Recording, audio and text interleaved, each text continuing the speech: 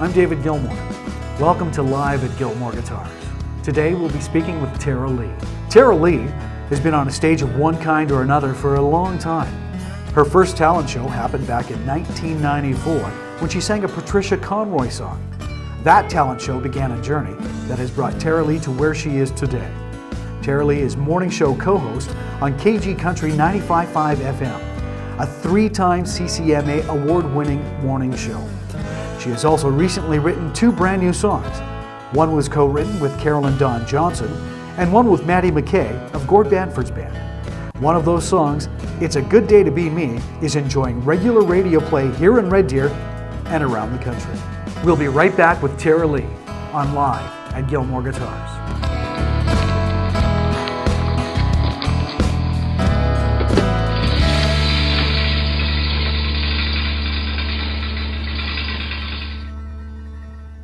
Tera Lee, welcome to Live at Gilmore Guitars. Well, look at us. Here we are. Here we are, the inaugural show of Live at Gilmore Guitars. Well, I'm thrilled to be here. Be a part of it. Yeah. Thank you for being here. In the intro, I mentioned Patricia Conroy and your very first talent contest. Let's go back there. Do you remember what song you actually performed? Yeah, it was Blank Pages, which was it still is one of my favorite songs of Patricia's, and it was at the Palomino Club in Winnipeg, Manitoba. It was just towards the tail end of grade 12. And they had a house band. It was the Louisiana Hot Sauce was the band from Winnipeg that backed everybody up in the contest. And I had a very bad shirt on, but we've all made bad fashion choices along the way. There's lots of bad promo shots out there. Do you remember what guitar you played? I do, and I remember it wasn't plugged in. It was Mom's Sears. It was some Fender she bought at Sears.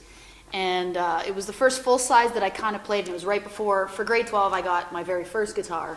Full size was a Washburn.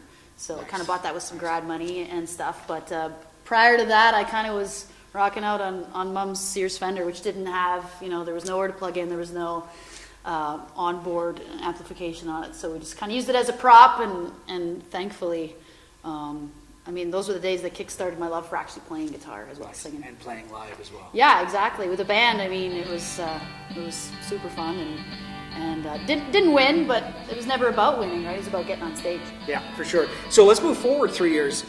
You started your first touring band, typical band on the road kind of story, everywhere from Thompson, Manitoba to Yorkton, Saskatchewan. Don't forget Thunder Bay. And Thunder Bay. The hot spots. So you did that for about a year, right? Yeah, it was a little less than a year, but we weren't playing the hot spots. Right. And yeah, you're getting on stage, but. So what made you decide to stop that? Because it was at that point where you decided that this isn't really what I need to be doing. So what made you decide to make the change? Well, I was 21 years old at the time, and managing a band and managing a van and managing a PA, and not that I couldn't do it, but I wanted to be able to focus on a little bit more of the art, I guess. And that stuff takes away from your focus and can be a downer when the van breaks down or whatever. So just kind of wanted to park it in Calgary, work around town, and make connections, and thankfully I did, and those kind of led to some better things. Well, that was the point that you signed your deal with Key Entertainment in Calgary.